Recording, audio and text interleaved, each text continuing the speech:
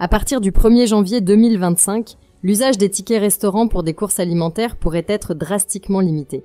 Actuellement, ces titres permettent à plus de 5 millions de salariés français d'acheter une large gamme de produits alimentaires, y compris non périssables, dans les supermarchés.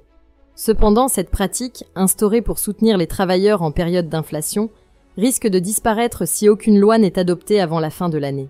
Cette situation découle du blocage législatif provoqué par la censure du gouvernement Barnier. En l'absence d'un gouvernement en place d'ici le 31 décembre 2024, la dérogation permettant d'utiliser les tickets restaurants pour autre chose que des produits immédiatement consommables ne pourra pas être renouvelée.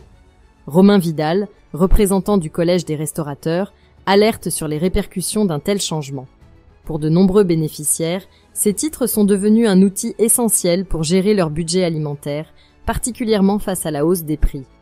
Le retour à une utilisation stricte, limitée aux repas prêts à consommer, pourrait bouleverser le quotidien de millions de Français, en particulier ceux aux revenus modestes.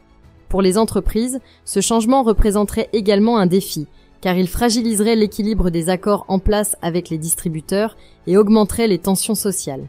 Le maintien de cette mesure nécessite l'intervention rapide d'un gouvernement pour adopter un texte de loi avant la fin de l'année.